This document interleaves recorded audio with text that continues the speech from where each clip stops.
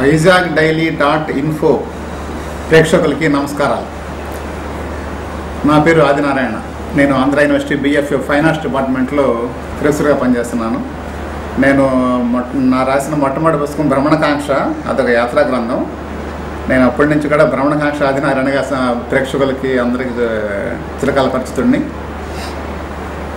యాత్రా సాహిత్యం గురించి భారతదేశంలో మొట్టమొదటిసారిగా రాహుల్ సాంకృత్యాయన్, భారతీయ యాత్రా సాహిత్య నిర్మాతగా పేరు ప్రఖ్యాతులు గాంచిన రాహుల్ సాంకృత్యాయన్ నా జీవితానికి ఇన్స్పిరేషన్ చిన్నప్పటి నుంచి కూడా. ఆ తర్వాత నేను ఇంటర్మీడియట్లో ఉండగా, తర్వాత డిగ్రీకి వచ్చిన తర్వాత కానీ, తర్వాత అలా లైఫ్లో కానీ అతను రాసిన పుస్తకాలు చదువుకోవడంతో పాటుగా తిరిగిన ప్రదేశాల్లో కూడా తిరుగుదామని చెప్పి ఆలోచన నాకు ఉండేది. ఈ లోపుగా గ్రామీణ వాతావరణంలో అక్కడ పెరిగాను కాబట్టి ఆ చుట్టుపక్కల ఉండే ప్రాంతాలన్నీ కూడా కాలినడక ద్వారా తిరగడం అలవాటైపోయింది నాకు. చిన్నప్పుడు అందరం నేను ముఖ్యంగా గ్రామాల్లో పెరిగాను కాబట్టి గ్రామీణ పరిసరాల్లో ఏదైనా పని చేయాలంటే ప్రతిరోజు నడిచి తిరగాలి. వడ్ల మిల్లుకి పోవడానికో, లేదా కాలేజీకి వెళ్ళటానికో, ఇంటికాడ పశువుల్ని మేకల్ని వాటిని కాయడానికో, ఏదో పని కోసం నడుస్తూ ప్రకృతిలో తిరగటం మనకు అవసరం అయిపోయింది. ఆ విధంగా ప్రకృతి మీద నాకు పరోక్షంగా ప్రేమ కూడా ఏర్పడింది అనమాట, నా పని చేసుకోవడంతో పాటుగా. అలాగే ఇంటర్మీడియట్ నేను ఒంగోలు శర్మ కాలేజీలో చదివే రోజుల్లో మా అమ్మమ్మ గారు కారు మంచి, అది టంగుటూరు పక్కన ఉంటుంది అనమాట. అది ఏటి ఒడిన, ఆ ఏరు పేరు ముసి. అక్కడికి నడుచుకుంటూ మధ్యాహ్నం పూట బయలుదేరి సాయంకాలం కల్లా ఇంటికి వెళ్ళేవాడిని మా అమ్మమ్మ గారి ఊరికి.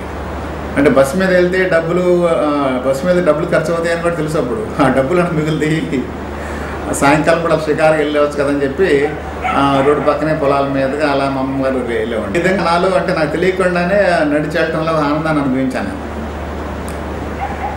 ఇంగ్లీష్లో కూడా యాత్రా సాహిత్యం చదువుకోవటం రావాలి. ముఖ్యంగా ఇంటర్మీడియట్లో రాబర్ట్ లూయిస్ స్టీవెన్ ప్రభావానికి లోనయ్యాయి. ఇంకా సాహిత్యం మొదలుపెట్టిన తర్వాత మరి ఇండియాలో ఇంకా ఇతర భాషల్లో కానీ ఏదన్నా అక్కడక్కడ రాసి ఉన్నా సరే మనకు తెలియదు, ట్రాన్స్లేషన్స్ లేవు మనకి. తర్వాత తెలుగులో మన ఏనుగుల వీరాస్వామి గారు రాసిన మొట్టమొదటి బుక్ కాశీయాత్ర.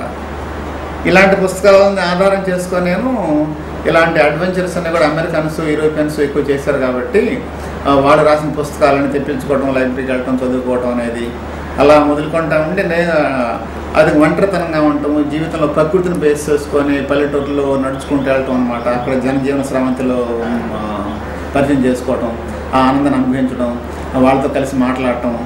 అంటే ఒక చోట స్థిరంగా ఉండకుండా, అంటే మన స్థిరంగా ఉంటే చాలా ఇబ్బందులు ఉన్నాయి కాబట్టి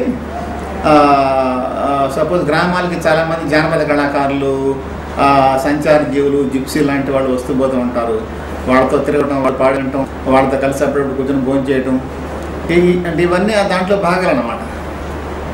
ఈ విధంగా అనేక సార్లు అనేక ప్రదేశాల్లోకి తిరుగుతూ ఉండటం అలవాటైంది నాకు. దాంతోపాటుగా మా అన్నయ్య మిలిటరీలో ఉండటం వలన అతని కాడికి ఎప్పుడైనా వెళ్ళాల్సి వస్తానమాట. అక్కడ హిందీ నేర్చుకోవటం, ప్లస్ తిరగటం, అంటే తిరగటం ఆలోచనలో ఉండిపోయాడు ఎప్పుడు నేను. తిరగటం దాని రూపంలో చూసుకోవడం కూడా అలవాటు అనమాట.